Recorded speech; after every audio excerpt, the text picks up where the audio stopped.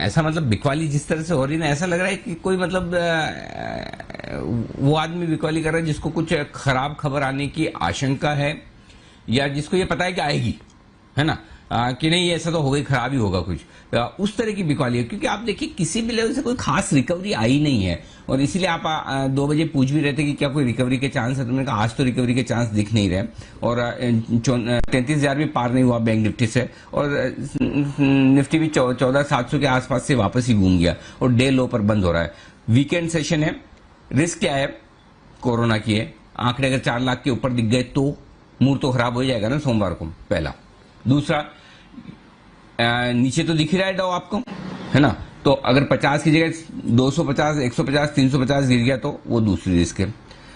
तीसरी रिस्क ये है कि आज जो मीटिंग होने वाली है कैबिनेट की, और प्रधानमंत्री जी उसमें कोरोना को लेकर कुछ फैसले ले सकते हैं, तो बहुत सारे लोग ये दबी जुबान में ये बात कर ही रहे थे ना भाई कि अगर समझो जो इलेक्शन का काम खत्म हुआ उसके बाद हो सकता है कि लॉकडाउन या कुछ बड़े ऐसे एक्शन हो जाए, होंगे नहीं होंगे पता नहीं, वो डर है। और चौथा सबसे बड़ा काम जो सोमवार सुबह सुबह ये राज्यसभा चुनाव के नतीजों का है, भले 50-75 पॉइंट 100 पॉइंट का निफ्टी पे फर्क पड़े, लेकिन फर्क एक छोटा मोटा पड़ सकता है नतीजों के लिहाज से, जो भी आए दोनों ही तरफ पड़ सकता है। फर्क पड़ने का मतलब जरूरी नहीं कि नीचे ही हो। तो अभी जो लोग हैं ये 4 फैक्टर्स को देखते हुए थोड़े से कॉशियस हैं, तो खरीदने का मन है नहीं। तो अपने सिंपल एक ही काम करना चाहिए आपको कि जो कुछ करना है, फ्रेश तेजी पोजीशन मंडे को बनानी है। अगर आपका मूड तेजी का है 14,700 का कॉल ऑप्शन खरीद के जाइए, मूड मंदी का है 14,500 का पुट ऑप्शन खरीद के जाइए, और बाकी कुछ मत कीजिए। या अगर आपकी तेजी की पोजीशन है तो नीचे का पुट खरीद के हेज कर लीजिए, मंदी की पोजीशन है तो ऊपर का कॉल खरीद कर हेज कर लीजिए।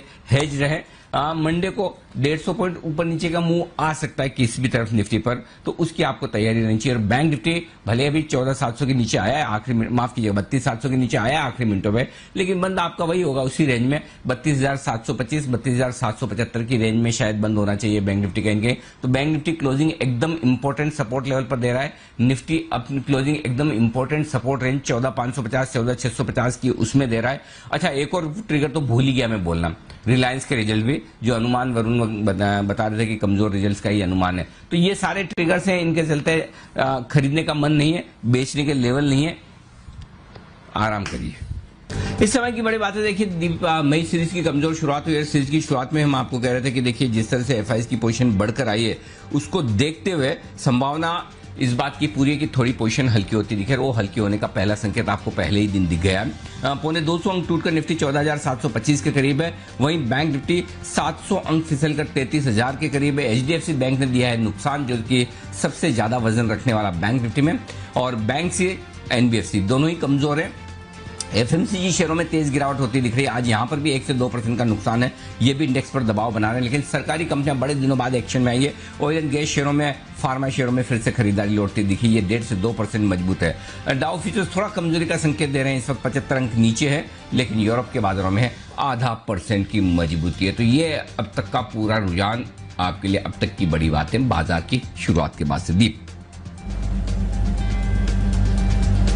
बिल्कुल सर, तो बैंक्स में थोड़ा आपको परेशानी बनती हुई दिख रही है, स्पेशली निफ्टी बैंक। और सर अगर 15 मिनट पहले ये शो हम शुरू करते तो मेरा सवाल यही होने वाला था कि उतार चढ़ाव वाला ट्रेड है, बट बाजार ने जो ओपनिंग लो है उसको होल्ड करा है, पर वो अब नो लॉन्गर ट्रू है, विथ डेज लो के करीब बाजार ट्रेड करते हुए दिख रहे हैं। पर यहां से और कमजोरी एक्सपेक्ट करें सर, जिस तरह से थोड़ा वीकेंड भी सेशन है, या फिर एडजस्ट कर चुका है बाजार? दीप देखिए, हफ्ते का आखिरी ट्रेडिंग सेशन है, 2 दिनों की छुट्टी है, सोमवार को आपको आना है, और डाउ फ्यूचर्स नीचे दिख रहे हैं, करेक्ट। और एफआईएस की लॉन्ग पोजीशन और सारे डेटा हमने जो डिस्कस किए, एक बार मैं फिर से फाइनली डेटा आपके सामने रखूंगा, लेकिन कोई बड़ी साइजेबल रिकवरी होगी इसकी संभावना थोड़ी मुझे कम दिखती है, क्योंकि वीकेंड सेशन पर आमतौर पर आप सावधानी रखते हैं। इसके अलावा क्या है, इसके अलावा आपके सामने रिजल्ट है रिलायंस के, और जो अनुमान हमारा बता रहा है, अब ये अलग बात है कि अनुमान में रिजल्ट इतने मजबूत नहीं दिख रहे हैं, और इसलिए आज से एक अच्छा ये होता है कि जब आपको उम्मीद कम हो, रिजल्ट थोड़े भी अच्छे आए तो बढ़िया माने जाए, लेकिन अनुमान रिलायंस के रिजल्ट के थोड़ी कमजोरी की तरफ है, स्टॉक नीचे भी है। तो ऐसे में आपको ढेर सारी चीजों से सोमवार सुबह सुबह जूझना है। डाउ फ्यूचर्स जो कमजोर, मतलब डाउ कैसा रहता है, कोरोना के आंकड़े, अच्छा प्लस प्रधानमंत्री मीटिंग के बाद क्या कुछ एक्शन लेते हैं नहीं लेते हैं, सिर्फ चेतावनी देते हैं, पता नहीं, मतलब मुझे मालूम नहीं कि क्या क्या क्या क्या हो सकता है। तो होने में बहुत कुछ हो सकता है, और अच्छी बात यह है कि सब कुछ पता होने, ऐसा है कि जो बाजार को पता है, ऐसा कुछ भी नहीं कि बाजार को नहीं पता कि यह सब नहीं हो सकता। झटका तब लगता है जब ना पता हो। तो इन सब के बीच में लाइट रहने में समझदारी, हल्का, सिंपल। तो बेहतर है स्टॉक स्पेसिफिक एक्शन रखिए, और वो भी उन स्टॉक्स में जहां पर आपको पूरा फोकस है, पूरा भरोसा है। और जरूरी नहीं कि सोमवार को निफ्टी 150 ऊपर या 150 नीचे खुल भी जाए तो भी आपको चिंता करने की जरूरत पड़े। तो उस हिसाब से एक्शन को हम अगले 1.5 घंटे आगे बनाएंगे। इंडेक्स पर न्यूट्रल व्यू रखेंगे। डेटा देखने के बाद 2.25 पे ही कोशिश करूंगा दे दूं, आज आखिरी दिन है। डेटा देखने के बाद फाइनल व्यू बनाएंगे। लेकिन अभी तक जो समझ में आ रहा है स्क्रीन रीडिंग, अभी तक के डेटा देख के, वीकेंड सेशन को देखते हुए, जो ट्रिगर्स अपने सामने उनको देखते हुए, ऐसा नहीं लग रहा कि हम कोई बहुत बड़ी रिकवरी दिखाने के मूड में हैं अभी तक। बाकी 15 मिनट दीजिए दीप। चलिए सर, देखते हैं आने वाले 1.5 घंटे में क्या यहाँ पर मूड माहौल बदलता है कि नहीं। बट अब तो नहीं लग रहा कि ज्यादा रिकवरी आती हुई दिखेगी। डेज लो पर है बाजार इस समय, 14,700 पर आपको निफ्टी दिखेगा। एग्जैक्टली उस लेवल को होल्ड करने की कोशिश कर रहा है, और 33,000 के नीचे बैंक निफ्टी फिसलते हुए दिखा है। अब तो 33,800 के करीब बैंक निफ्टी फिसल चुका है। अनिल जी, ग्लोबल बाजारों में आज सुबह से जो हम सुस्ती देख रहे हैं वो कायम है। अगर अमेरिकी फ्यूचर्स की बात करें तो डाउ जो सुबह से 50, 60, 70 अंक नीचे दिख रहा था, वैसे ही है इस समय, लगभग 60 अंक नीचे आपको दिखेगा सर। नास्डैक फ्यूचर्स में 1/4% की गिरावट है कल की नई रिकॉर्ड ऊंचाई के बाद। पर यूरोप में अच्छा ट्रेड हो रहा है। जर्मनी कल 1% फिसला था, आज 0.5% ऊपर दिखेगा। बाकी के यूरोप के बाजार भी पॉजिटिव हैं। एशिया की जहां तक बात है, हांगकांग के बाजार आज गिरे थे, 2% नीचे थे, और चाइना और जापान भी 1% नीचे थे। तो एशिया में सुस्ती थी, बट बाकी ग्लोबल मार्केट्स ठीक दिख रहे हैं सर। बताएं हमें क्या करना चाहिए। दीप, देखिए मेरा व्यू तो बहुत क्लियर है कि अभी कुछ भी नहीं करना चाहिए, शांति रखिए। देखिए 14,700 के आसपास बंद हो रहे हैं, तो क्लोजिंग बेसिस पे 14,800 के नीचे बंद होना आपका स्टॉप लॉस ट्रिगर करता है, और 32,700 के नीचे बंद होता है। तो बैंक निफ्टी ने अभी तक इतनी कोई खराबी नहीं दी है।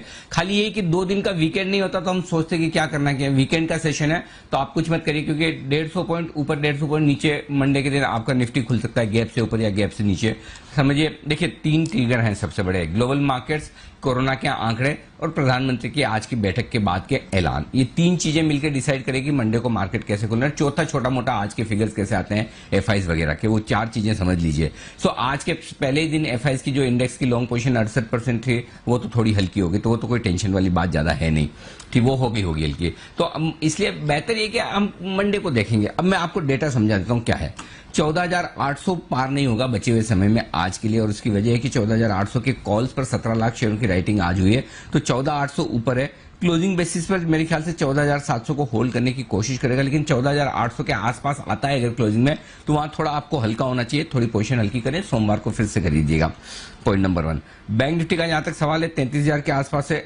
33,000 मेक और ब्रेक लेवल है, बहुत ज्यादा वैसे पोजीशन नहीं है। 33,000 के फुट पे 6 लाख शेयर, तो ज्यादा संभावना यह है कि 33,000 के आसपास ही कहीं क्लोजिंग देने की कोशिश करे। तो बहुत क्लैरिटी है नहीं, और जब बहुत क्लैरिटी है नहीं तो हम नया ट्रेड न तेजी की तरफ न मंदी की तरफ दोनों नहीं लेना चाहेंगे। 14,550, 14,650 स्ट्रॉन्ग बाय जोन है, 14,850, 14,950 स्ट्रॉन्ग सेल जोन है, तो इसलिए बीच में कुछ भी नहीं। तो इंतजार करें, आराम करें, मंडे का मंडे देखेंगे।